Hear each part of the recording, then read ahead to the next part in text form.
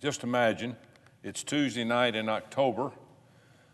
The shuffle of shoes screech across the waxed court. The buzzer sounds, and the crowd erupts and cheers as the home team scores the winning point. Clinching the first place title, the home team gathers at center court. Each player grinning from ear to ear, the excitement is tangible. It was a hard-fought season and a well-earned first-place title. The trophy is presented, pictures are taken, and team members high-five each other as fans charge the court to congratulate the winning team. What I just described are the final seconds of a high school girls basketball game. Those who have witnessed a buzzer-beater win knows there's nothing like it. For the players, the fans, the parents, and all involved, it is a prized moment and a memory that will never be forgotten. But it is not just a memory, it is a valuable learning experience. Over the span of a year, teammates dedicate hundreds of hours of late night and early morning practices. They overcome conflicts. They work together. They practice self-discipline. They practice their craft. And they knew if they gave it all, they would have a chance to be victorious with all this hard work and effort.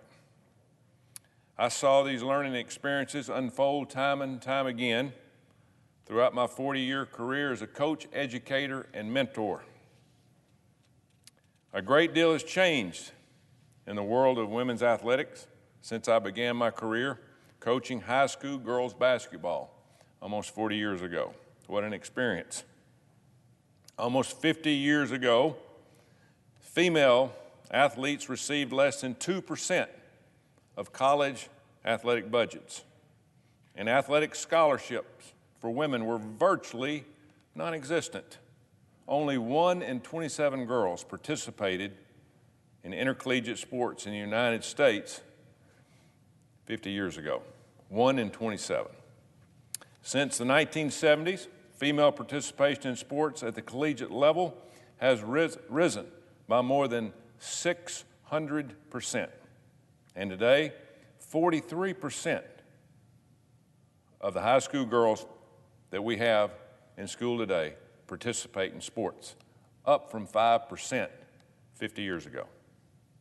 These strides in women's athletics did not just happen by circumstance.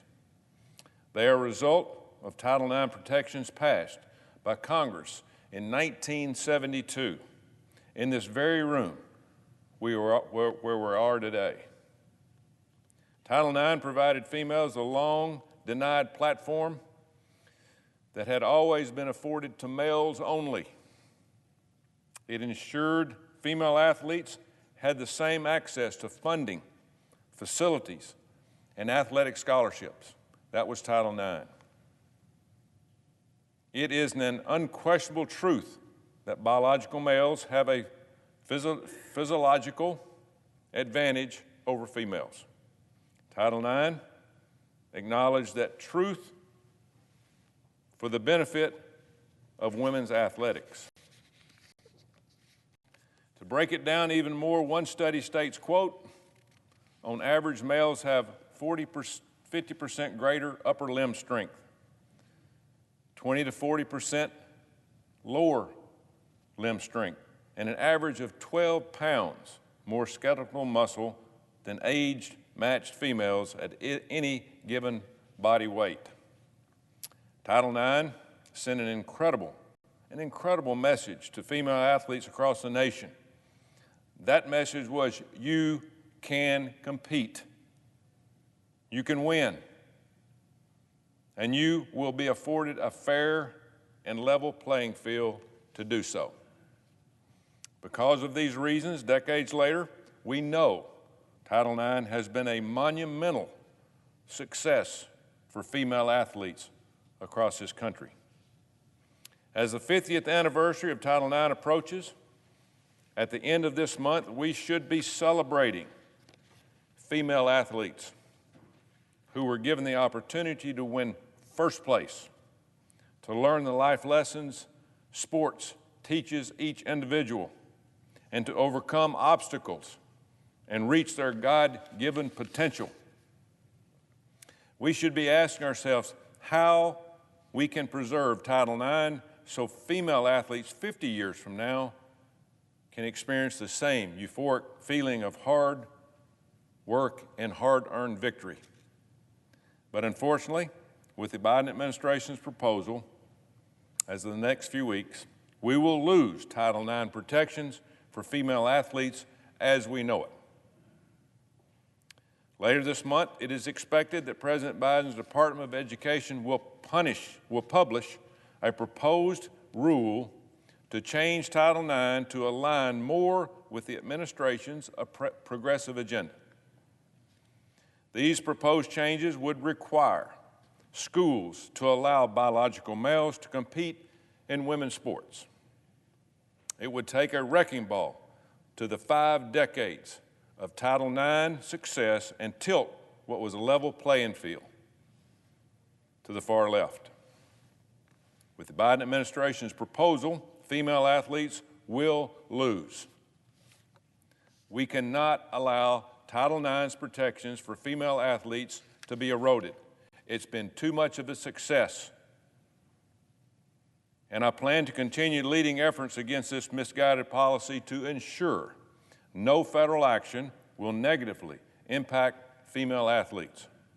Recently, I've spoken with numerous female athletes who were able to compete and win because of Title IX. Additionally, I introduced an amendment to prohibit federal funding to schools that allow biological males to compete in women's sports.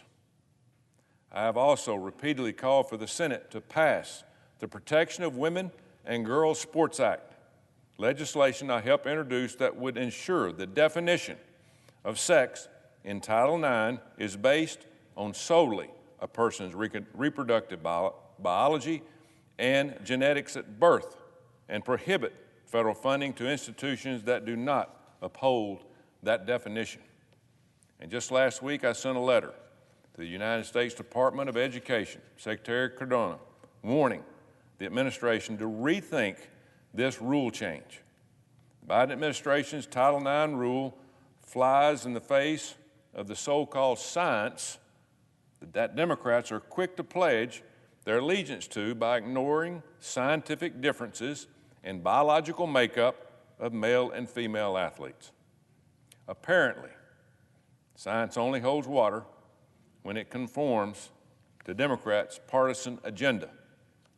Allowing biological males to compete in women's sports will set women's rights back 50 years to a time before Title IX. It will discourage young girls from entering the court, jumping in the pool, walking on the field, because they will know they will have to compete with the deck stacked against them. They can only hope to win second place at best. So the bottom line is that there is really no pregame speech or halftime talk you can give to a woman or a girl who feels like they aren't competing on a fair playing field like 50 years ago. With this proposed rule, girls will be playing for second. The Biden administration should do the right thing and think and rethink their decision that would destroy female athletics as we know it today. I notice the absence of a quorum. The clerk will call the